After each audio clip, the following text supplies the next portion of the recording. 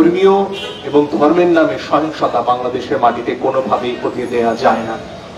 সকল ধরনের উগ্রবাদকে রুখে দিতে হবে এবং সেটা দিতে হবে আমাদের সজাগ থাকার মাধ্যমে। আমাদের সবাইকে যার যার অবস্থান থেকে কথা বলতে হবে, প্রতিবাদ করতে হবে, সহিংসতাকে ঠেকাতে হবে। নজরুল বহু আগে বলে গিয়েছিলেন, হিন্দু নারো মুসলিম এই জিজ্ঞাসে গুঞ্জন, কান্দারি বল ডুবিছে মানুষ, সন্তান মোর মার। এই দেশের এই মাটিতে জন্ম নেয়া আমরা হিন্দু, আমরা মুসলমান, আমরা খ্রিস্টান, আমরা বৌদ্ধ, আমরা সবাই মিলে বাংলাদেশের নাগরিক হিসেবে দেশটাকে গড়ার যখন উদ্যোগ নিয়েছি, তখন আমাদের মধ্যে নানান ভাগ তৈরি করার চেষ্টা চলছে। এই খেলা অনেক পুরনো, কিন্তু আমরা সবাই মিলে পারি এই খেলা রুখে দিতে। এই রুখে দেওয়া প্রয়োজন আমাদের ভাই আলিফের সন্তানটির জন্য, যে সেদিনও এই পেছনের বাগানটিতে ঘুরে গেছে তার বাবার সাথে। সে কোনোদিন তার বাবার হাত ধরে ঘুরে বেড়াবে না সত্য, কিন্তু তার জন্য একটা সুন্দর দেশ আমরা সবাই মিলে গড়ে তুলতে পারি।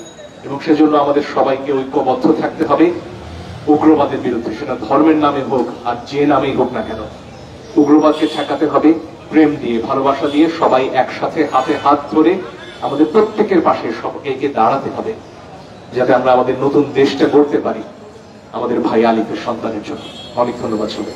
একটা প্রশ্ন ছিল, এই যে ঘটনাটা ঘটেছে চট্টগ্রামে, যে বিচ্ছিন্ন ঘটনাই বলে আমরা বলছি, এই ব্যাপারে সুপ্রিম কোর্ট থেকে কোনো ধরনের কোনো ব্যবস্থা নেওয়ার আইনজীবী পরিষদের মাধ্যমে কোনো সুযোগ আছে কিনা বা আপনারা নেবেন কিনা?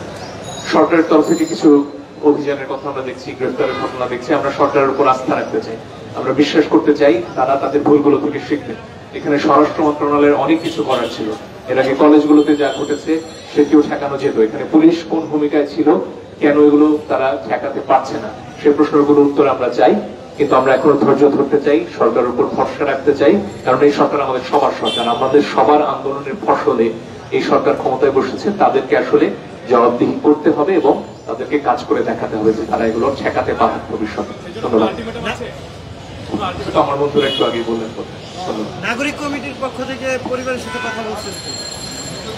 ইতিমধ্যে কথা হয়েছে, পরিবার থেকে বলা হয়েছে যে আমরা যেন ঐক্য ধরে রাখি এবং বাংলাদেশ সুন্দর করার মধ্য দিয়ে পরিবার তাদের বিচার নিশ্চিত করতে চাই। আজকের এই প্রোগ্রাম এখানে শেষ করছি। আমরা সর্বশেষ বলতে চাই, আমরা এই হত্যাকাণ্ডের বিচার চাই, আমরা এই হত্যাকাণ্ডের সবার দৃষ্টান্তমূলক শাস্তি চাই। আপনাদের সবাইকে ধন্যবাদ। আসসালামু আলাইকুম।